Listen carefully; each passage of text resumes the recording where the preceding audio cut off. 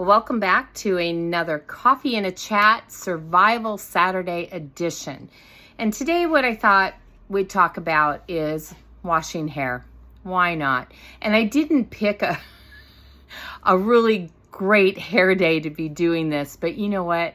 This is real life. And the only reason I'm not having a great hair day is it was so hot yesterday, and when I was ready to go to bed, I just felt hot and sticky, and so I took a shower before bed, and I don't use a hair dryer or anything like that.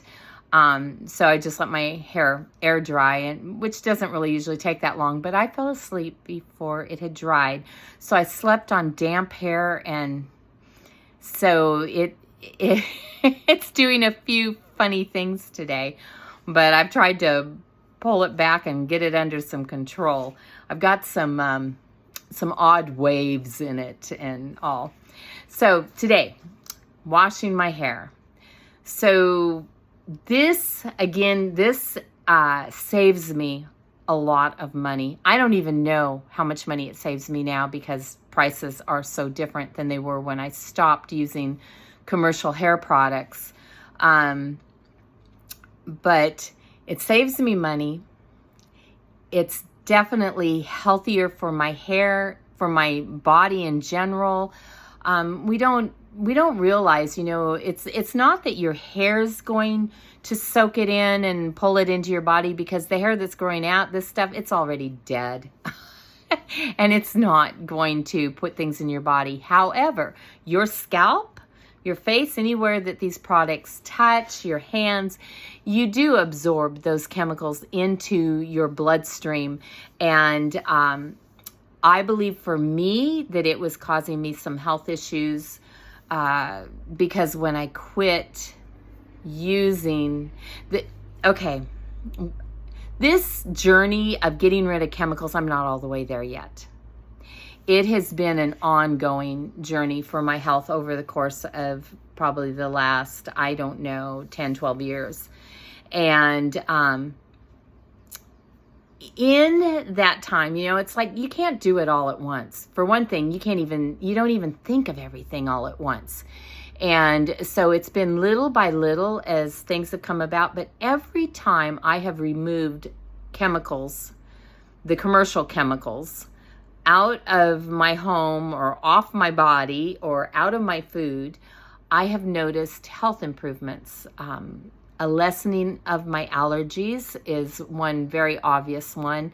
And then just a general feeling of well-being, whether or not I get ill as often with colds or something like that. I don't even remember.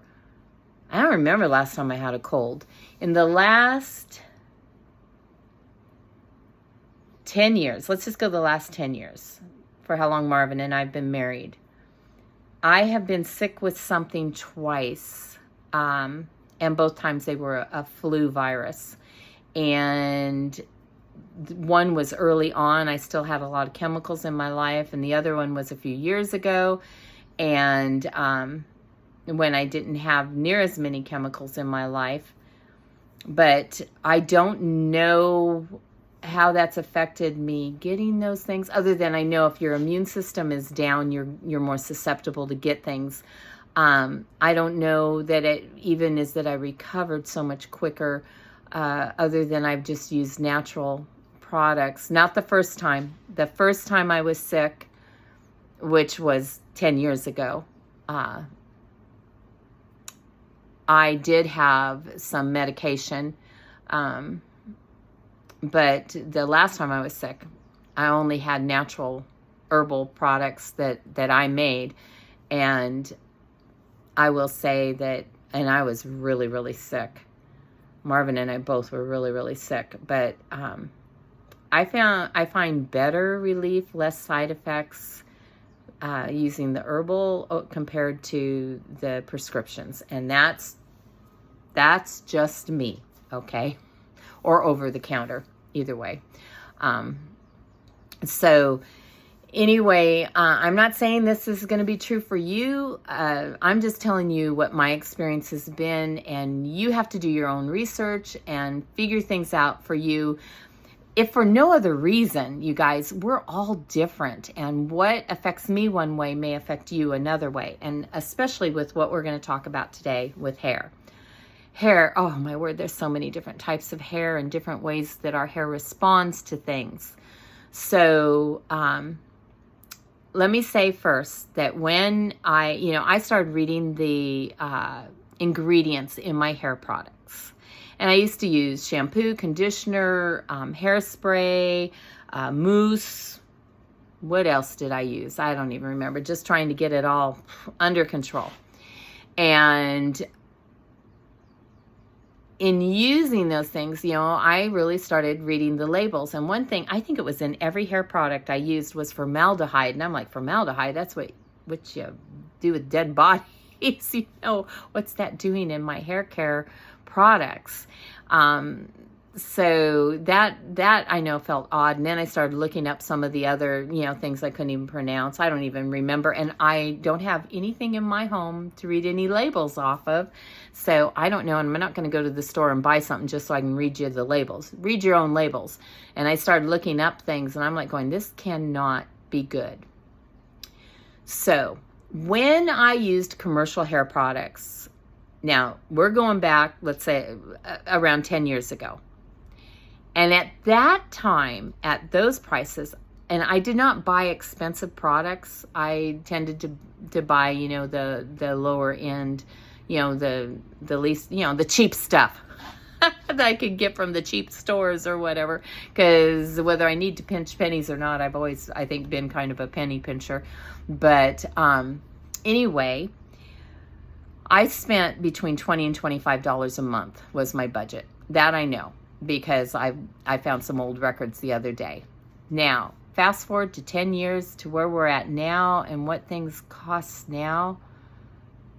I would have been cutting a lot of those products out anyway, because I wouldn't have been able to afford to use all of them. So just shampoo and conditioner alone, I don't know. And I would go through a lot of conditioner, because if I didn't have a ton of conditioner on my hair would knot up and just give me all kinds of grief. I couldn't get a brush through it, a comb through it, a pick through it, nothing. And, and it may seem like I don't have hair that would give that much trouble. Oh, trust me, it does. And it's a lot finer now than what it used to be. But even fine hair can really be a matted mess.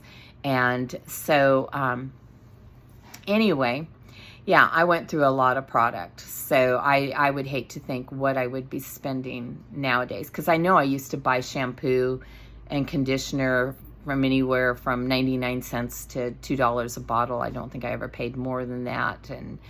And I probably never paid over $5 for the mousse. Went through a lot of mousse, went through a lot of hairspray, just trying to get things to stay in place. I went through a lot. Now, when I make up a batch of stuff to wash my hair,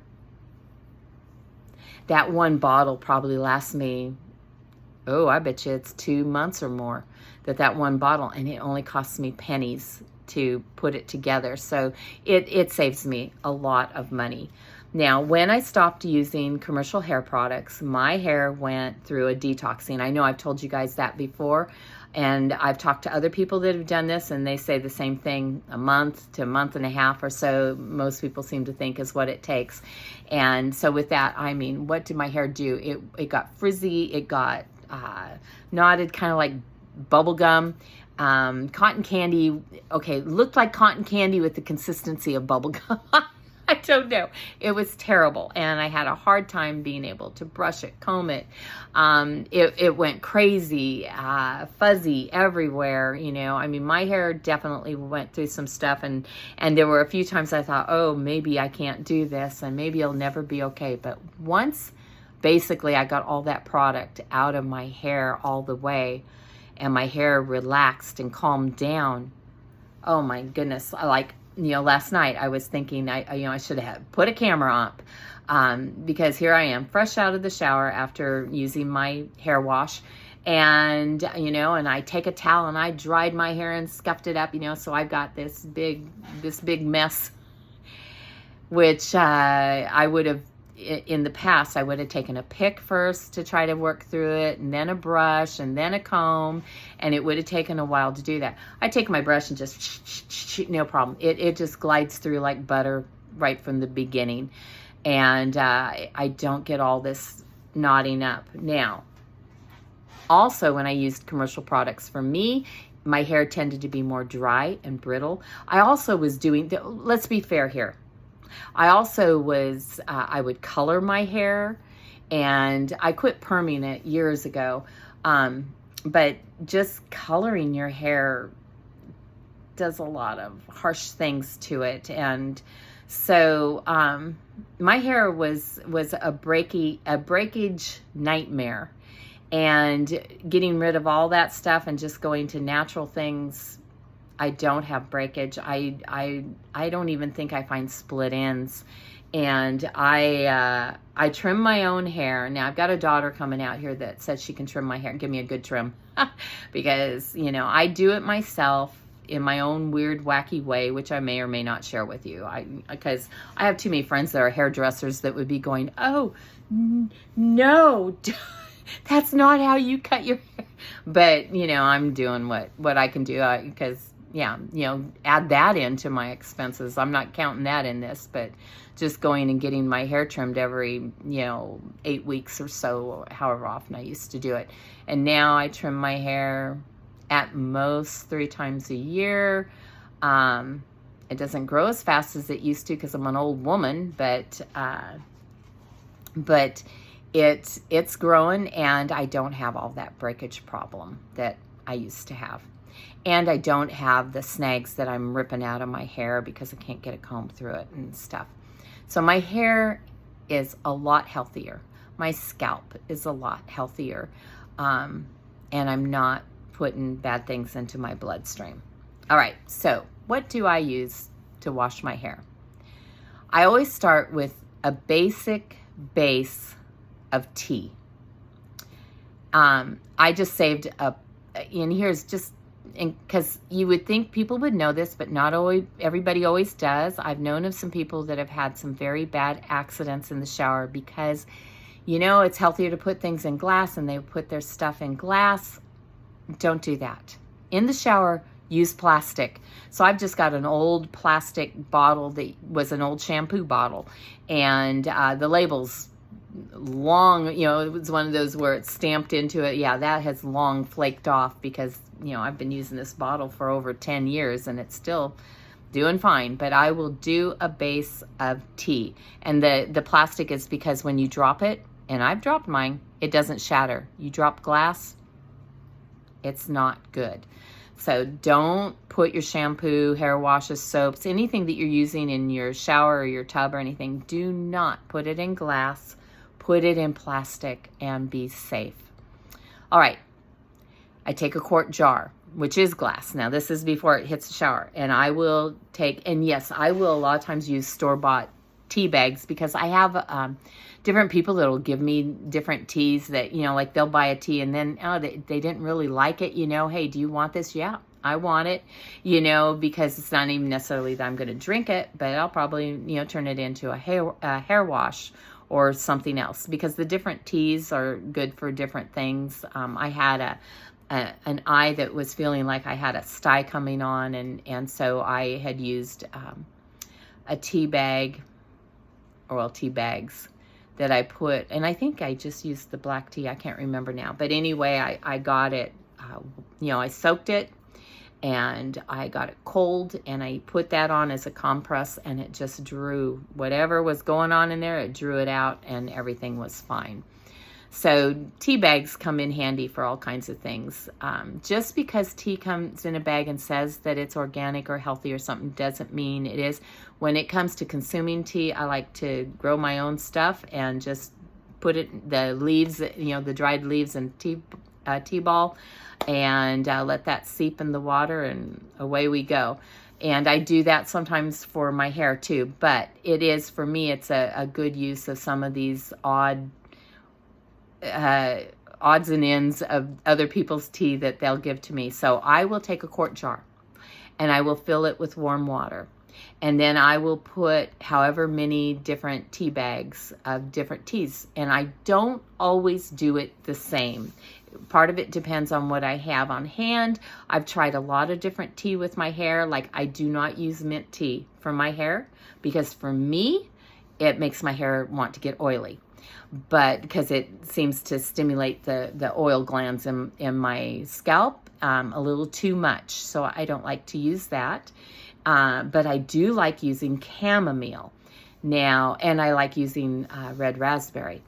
But the thing is that I've learned, especially if you have light colored hair, you know, white hair growing in, it can pick up tinges of colors from things that you put on it.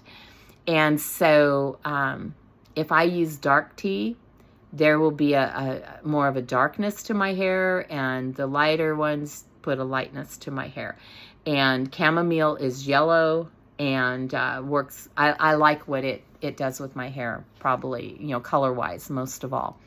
So I use different teas, and, you know, and I probably try to put in at least 4 or 5 tea bags because I want to make it really strong. My container it holds more than a quart, and not much more, but I will let that sit and steep, you know, even set it in the sun, just like making sun tea, okay? And let it get nice and rich and thick, and then I will pour that into my bottle. Now, what I add to that depends on what I'm doing with my hair. This is where I really start changing it up. A lot of times I will take a capsule of vitamin E and break it open, just a little one, and put a little bit of vitamin E in there. For me and my hair, I like the results better. I tried doing 2 capsules of vitamin E. That was too much. And then my hair wanted to, you know, be, I don't know, like it didn't want to rinse out of it right. Sometimes I will add homemade vinegar to it. The vinegar, for me, I find gives it a real nice shine. There's a healthy aspect to it. The vinegar helps clean stuff off your hair. So if I feel like my hair is maybe extra dirty, you know, or like this time of year when it's hot and you sweat a lot, I might want something a little more for cleaning it. It gives a nice shine to it. Another thing you can add in, I wouldn't add it with the vinegar, but instead of vinegar is you can put in baking soda. It also is very good at cleaning out the dirt and the grime. The vinegar to me does a better job on my scalp than the baking soda does a better job on the strands. So it's kind of, what am I going for here? And then another thing I might add, again, not with the vinegar, not with the baking soda, but on its own, is Epsom salts. And Epsom salts, I like those more in the fall and the winter when it's colder, because it gives me more volume with my hair. And I don't want more volume in the summer when I'm hot, but when the weather is cool or cold, I kind of enjoy having more volume to my hair. And the Epsom salts for me tend to put a little more wave or curl into my hair too. And so anyway, I'll put whatever my mixture is going to be, whatever I'm going to add to the tea, and I will shake it up, and then that's it. And I usually will shake it before I use it. Now, another thing that I do almost always add in, no matter what else is in there, is I will buy the cheapest, most plain, basic, you know, that 99-cent dish soap that you can get, or a $1 dish soap, and it's really watery anyway, and it's not got a degreaser in it. Very important for my hair, no degreasers, because that will dry it out, and that will make it brittle. So I don't want the degreasers. But I will just get a super cheap bottle of dishwashing soap. And that thing could last me for a year or more, because I put just a very little bit. So maybe 1/10 of my bottle, 10 to 20% of my bottle, I will fill with this dish soap, and then add all the other stuff. And that just, you don't even need to do it, but it gives me a little bit of suds, and because the other doesn't. And I don't know, sometimes I just feel like it's doing, I think it's all psychological, but like I said, I get the really watered down, got as few things in it and no degreaser as possible. So the really cheap stuff that doesn't really do much good for your dishes, I love it on my hair. But again, if you've got light colored hair, I found to watch the food, or the dyes that they might put in it. Like I bought some that was kind of a blue color. Yeah, I didn't like what that did to my hair. It made it look kind of a dingy gray. And so that didn't go so good. Now I found some that's actually clear. It's supposed to be basically natural, but there's still some chemicals in it. Just very little. And that has been working good, but I don't know. It maybe has a little, I'm not sure I'll buy it again just because it's got a few more chemicals listed in there than what I would want, and I'm trying to get away from chemicals. But I usually almost always will mix that in with my stuff. I've done just the tea, and it works fine too, but just having that little bit of soap. Now you could get, you could, if you were going to invest some money, I just don't have much money, so I'm trying to do it as cheap as I can, but you can get an all-natural with no chemicals, soap that you could add. I'm sure there's a lot of things that you could shop around for that would work. This is what I do. And then when when everything's said and done, I do not use a hair dryer on my hair. The only time I do have a hair dryer, usually because people that come to visit me, I forgot my hair dryer. Do you have a hair dryer? And that's why I've got it. But I would say maybe once or twice in the winter, there might be a time where my hair is wet and then we need to go somewhere and I don't want to go out with wet hair. And so I might go ahead and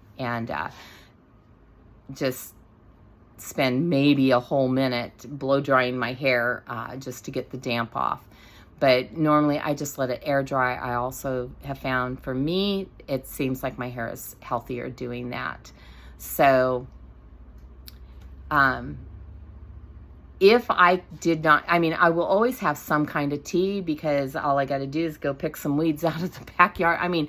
Dandelion flower makes a lovely tea, and it works great on my hair, so I can make my own tea. The reason I use those tea bags, like I said, is something somebody else was going to throw away.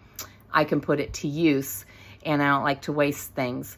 But I would say I probably will always have access to tea, whether I've got money or not.